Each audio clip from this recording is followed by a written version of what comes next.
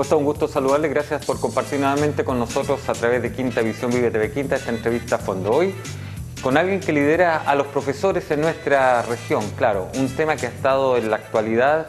Iniciaron una paralización indefinida hasta el momento, el día 1 de junio. Van más de 30 días y se han dado una serie de circunstancias. Por eso que hemos querido tener la voz para que usted también sepa el pensamiento desde su punto de vista en lo que se refiere a lo regional con el profesor del Colegio Regional de Profesores, me refiero al señor Alfonso Godoy. ¿Cómo está, profesor? Gracias por estar con nosotros hoy en esta entrevista a fondo. No, muchas gracias a usted, muy amable.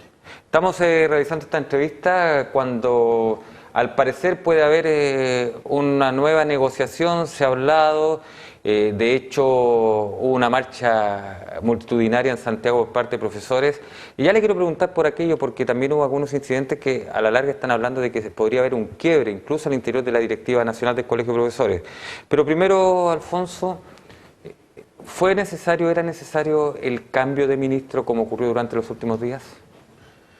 Para nosotros, la relación con el gobierno es relación con el gobierno, independientemente del ministro que esté. Los cambios los efectúa la Presidenta de la República, no nosotros. Pero en todo caso, podría ser una posibilidad de encontrar una salida a este conflicto. O sea, ¿pasaba por el ministro la posibilidad del conflicto? Claro. ¿Él era uno de los principales responsables, el exministro Nicolás Izaguirre? Bueno, cuando se presenta este proyecto y además todas las políticas educacionales dependen del jefe de la rama, en este caso del ministro Izaguirre como ministro de Educación. Y nosotros teníamos ya las puertas cerradas de parte del ministro hacia posibles conversaciones y negociaciones. Incluso en la Comisión de Educación se quejaban de que él no iba a la Comisión de Educación a representar su proyecto. Por tanto, es posible que con esta nueva ministra podamos nosotros establecer conversaciones directas con el gobierno, que es de donde salen las iniciativas y donde se pueden mejorar las iniciativas. A ver, siguiendo con lo del exministro Izaguirre, exministro de Educación, dejémoslo claro.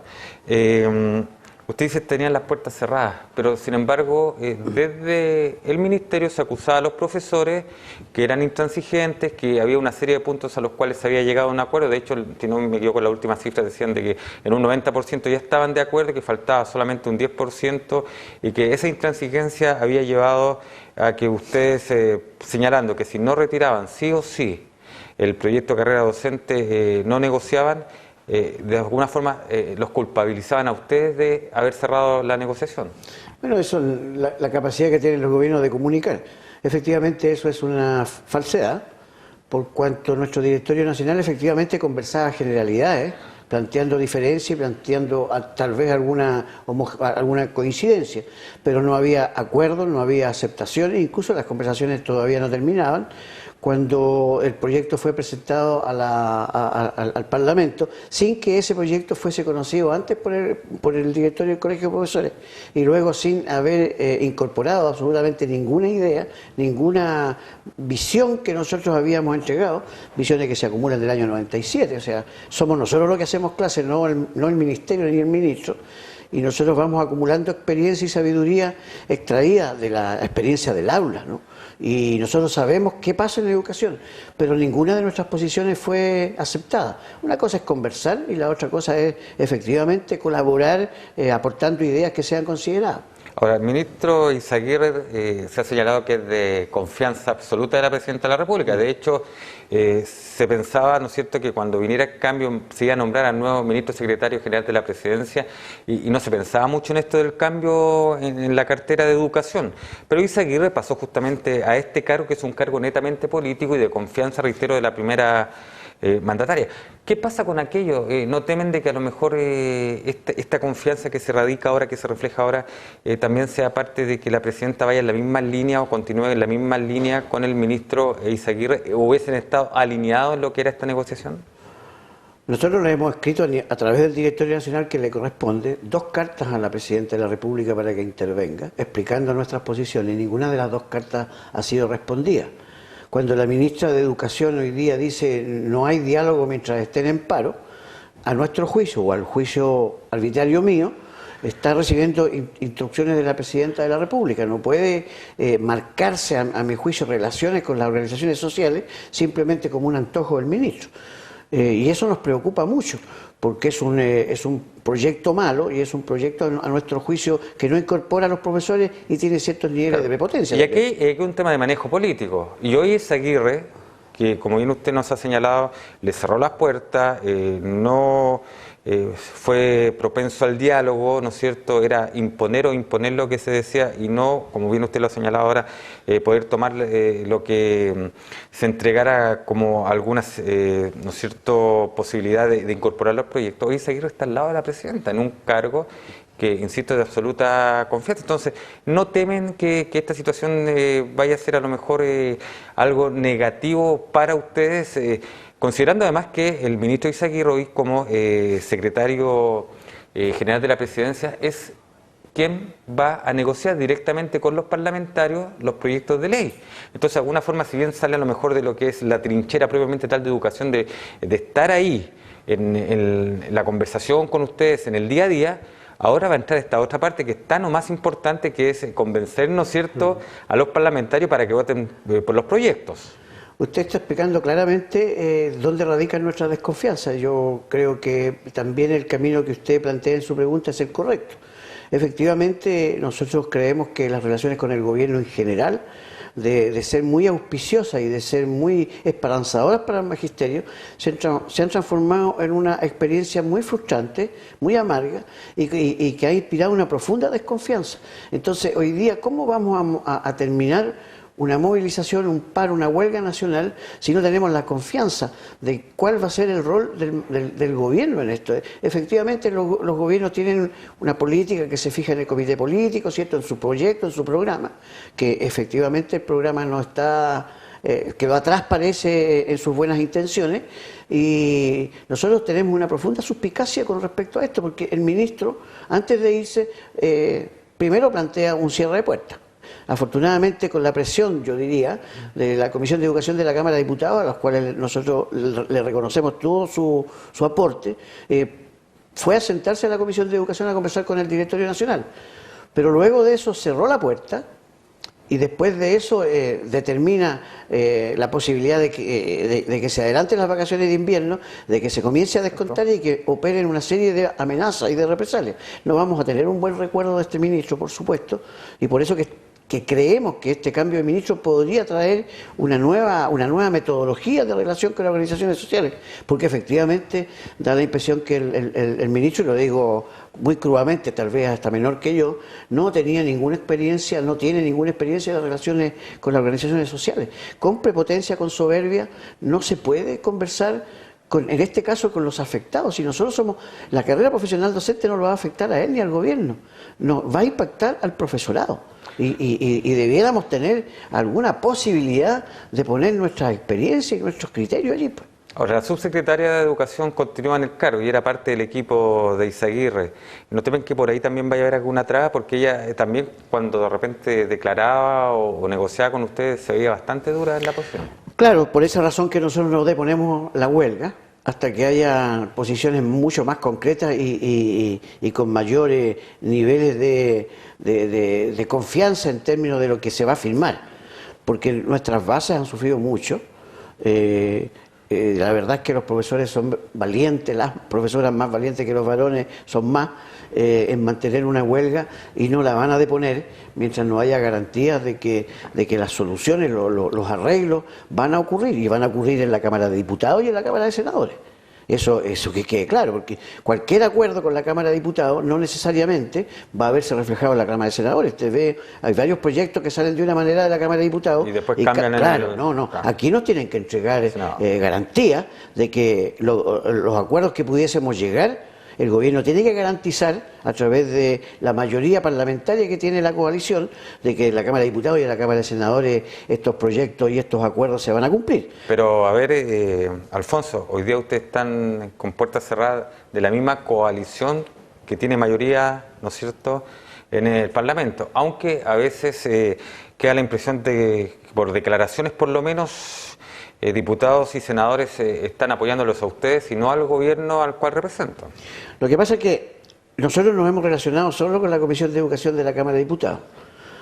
Yo he estado ahí, y lo que yo creo ver es que la Comisión de Educación de la Cámara de Diputados está por rechazar el proyecto. El proyecto es malo, es mal hecho, es continuismo del modelo de mercado que hay en educación.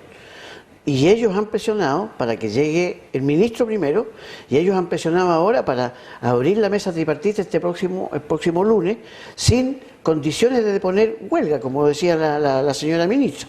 Entonces, nosotros tenemos obviamente confianza en la Comisión de Educación, creemos que ha hecho un buen aporte, que ha buscado soluciones, pero tenemos que tener entendido que las soluciones son de quien presenta el proyecto, en este caso del Ejecutivo, del Gobierno, del Ministerio de Educación.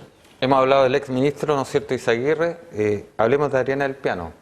Estaban bastante felices, incluso había colegas de ustedes que señalaban, creemos que ahora sí vamos a tener una mayor apertura al diálogo, se veía algún tipo de tranquilidad, sin embargo vino el golpe, pues. Así es, por eso que yo indico que mientras son políticas de no gobierno. bajen el proyecto,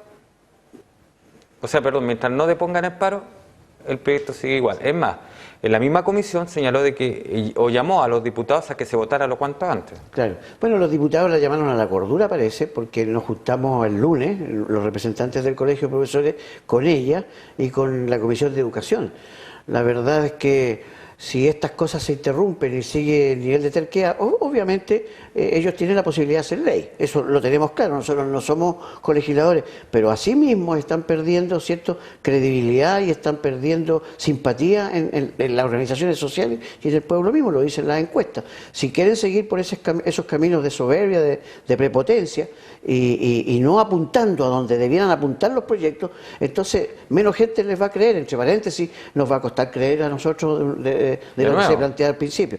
Porque mire, ¿cuál fue el discurso oficial? Primero, los cambios educacionales y la carrera profesional docente se iban a hacer en conjunto con el Magisterio Nacional. No pasó eso. Segundo, dice, la reforma educacional, vamos a cambiar los paradigmas de la educación en Chile. Está en los mensajes de la presidenta. No cambia paradigma, se mantiene exactamente en los mismos paradigmas de mercado. Y lo va a decir el futuro, quiénes son los que van a ganar mayor cantidad de riqueza con estos proyectos donde el profesor va a ser el conejillo de India. Ahora, Alfonso, hay gente que también a ustedes los critica, porque veamos la otra parte. No hay clases, se adelantaron las vacaciones de invierno, ya se ha señalado de que hasta ciertos días sin clases se podían recuperar, que esto no se va a recuperar. Hay alumnos, ¿no es cierto?, que a lo mejor de alguna manera van a sufrir las consecuencias producto de la falta de instrucción en sus colegios, en sus escuelas.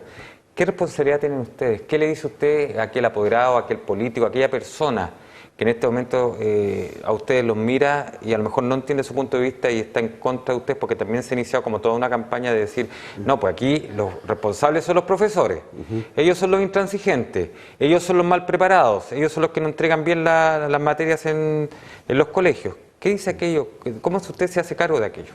Mire, hay mucha falacia en la sociedad chilena. Yo quiero decirle, entre otras cosas, y no referido a eso, a lo que me pregunta, que en la encuesta de opinión, la mayoría del pueblo chileno está respaldando y está comprendiendo, sobre el 60% está respondiendo con simpatía a este movimiento. Entiende que los profesores hemos sido los profesionales más maltratados en los últimos 30 años. Lejos. Segundo, eso es uno de los corazones del proyecto que nosotros no aceptamos. El proyecto indica como la variable más importante en la mala calidad obtenida la práctica docente, y eso no está probado. Lo que está probado es que las mediciones que se hacen, que no precisamente estamos de acuerdo con esa medición que es como de calidad, las mediciones reflejan que los resultados se deben a las diferencias socioeconómicas de los alumnos. Tenemos resultados en el sistema municipalizado distintos al particular subvencionado y distintos al nivel particular pagado, no siendo buenos, estos últimos tampoco. De tal manera que este proyecto, que nos pone como culpables y por tanto nos trata como culpables con una línea de administración de garrote o zanahoria, premio o castigo, está, yo diría, confundiendo, yo diría malintencionadamente las cosas, porque el problema de fondo aquí es que el Estado no es responsable ni garante del sistema educacional chileno. Y las diferencias se deben, digamos, a las segmentaciones sociales que se producen. Aquí no hay equidad en la repartición de la calidad. Respecto a aquello, hay un proceso de, ¿no es cierto?, de municipalización, hay un proyecto que la presidenta Que no anunció conocemos. incluso, que no conocen. No. Pero con esto el Estado, si se hace garante de la educación, ¿cambia esa visión que tiene usted? A mi juicio, cambiaría todo el modelo educacional chileno. Pero el proceso de desmunicipalización no necesariamente transforma al Estado en garante. Pero a lo y en mejor responsable. cambiaría lo que es el Cambia el sistema sistema administrativo. nada más. Porque en lo que se refiere al sistema de calidad, que también se habla mucho de instrucción dentro, también hay serios conflictos, ¿no es cierto? Y hay varios problemas. No, claro, nosotros hemos pedido, y ojalá este proyecto lo hubiese contenido, ¿cuál es el concepto de calidad? Porque no lo tiene. Usted lo busca en las 80 y tantas hojas que tiene el proyecto y no dice nada de calidad. ¿Qué se entiende solo por calidad? La llegada a determinadas mediciones estandarizadas. Por ejemplo, prueba de ciencia. Claro, o sea, es mal puntaje o buen puntaje de acuerdo a la medición estandarizada que se determinó como un puntaje aceptable. Pero calidad no es eso. Educación no es eso. Educación es mucho más que eso. ¿No? Educación, nosotros hablamos de educación integral cuando se desarrolla plenamente un individuo en toda su área de desarrollo, cognitiva, afectiva y motora, ¿no? Como, para decirlo cortamente, y no solamente lo que demuestran 3 o 4 pruebas. Aquí en Chile hoy día todas las escuelas están enseñando solo lo que se mide. Y nosotros rechazamos como profesores esa forma de entender la educación. Eso es mera instrucción. Es transformar a los niños en cajas receptoras de conocimiento que a poco andar o se olvidan o los conocimientos dejan de tener vigencia. Ahora, con respecto a lo mismo, Alfonso, ¿qué rol juega el profesor ahí? ¿Qué grado a lo mejor de culpabilidad se podría asumir o de autoculpabilidad? Porque también se coloca mucho en interrogante lo que es el nivel y la preparación de los profesores que están saliendo. En realidad es bien fácil transformar a las víctimas en culpables. Si así fuese, si fuésemos nosotros, los profesores, la variable más importante, ¿qué tiene que hacer un Estado? Resolver el problema de la calidad de la formación docente.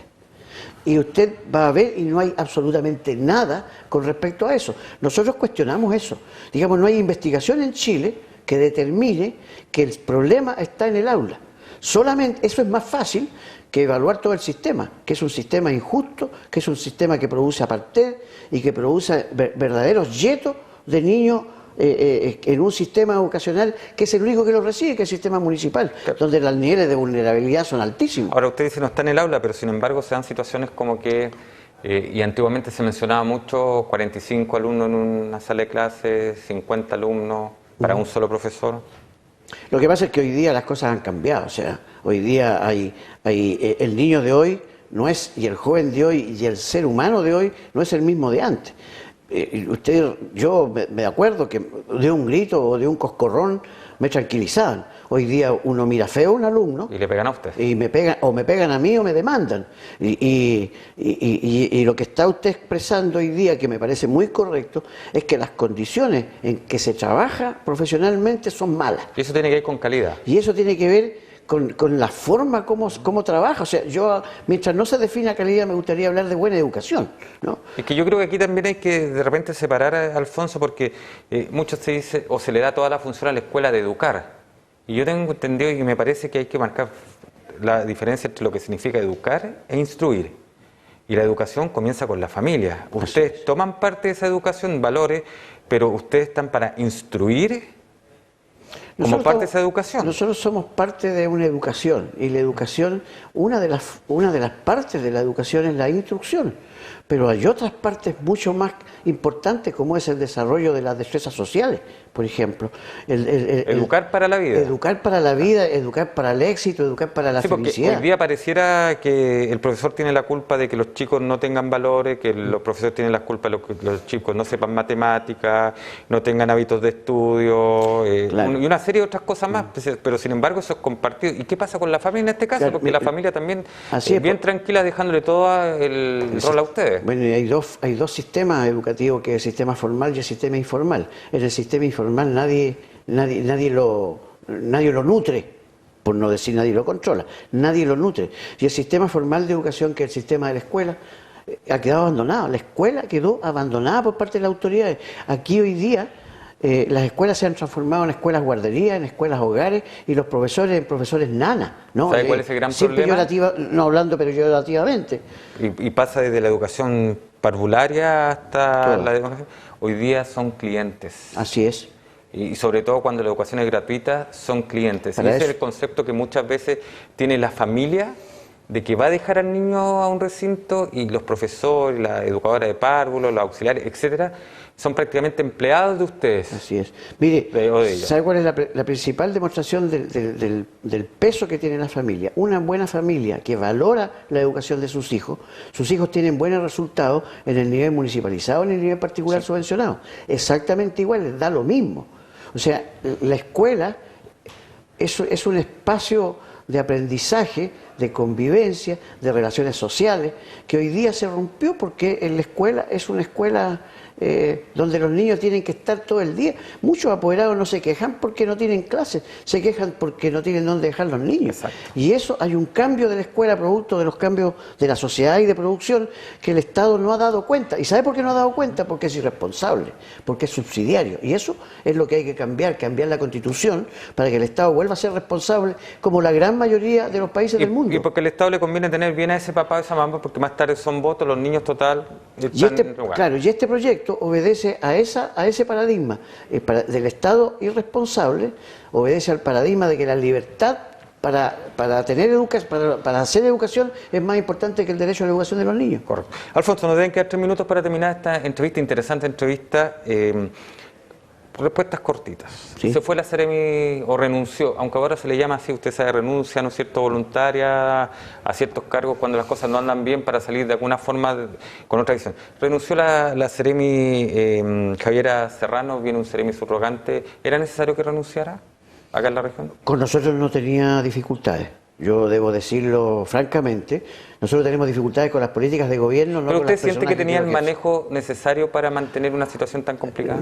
Porque se le criticó en algún momento. A ver, no fue por culpa ni como responsabilidad de la huelga del magisterio. No, fue sí, está claro. Fue un conflicto con los trabajadores que yo desconozco y no me atrevo a Sí, pero evaluar. también habían críticas y de parte de algunos sectores del magisterio que ya no tenía como las capacidades, entre comillas. Mire, es lo que se dice, no es que yo lo esté asegurando, pero es lo que se señalaba, que como que algo faltaba. Nosotros no tenemos acuerdo con respecto a tener una posición crítica o favorable. Lo que yo le quiero decir es que los representantes del magisterio que se relacionaban con la señora Seremi somos nosotros como directorio regional. Y nunca logramos avanzar porque tenemos un protocolo que se inició también con nosotros y el Ministerio de Educación de fiscalización bastante completo, ¿no? Y esperamos que siga funcionando. Está dividido el Colegio de Profesores y la directiva. De hecho, en una marcha que estamos, ¿no es cierto?, a la hora que estamos grabando este programa, por eso que hablamos de que el próximo lunes, va a haber esta reunión tripartita donde va a estar la ministra Ariana Elpiano, donde va a estar el Colegio de Profesores y van a estar los diputados.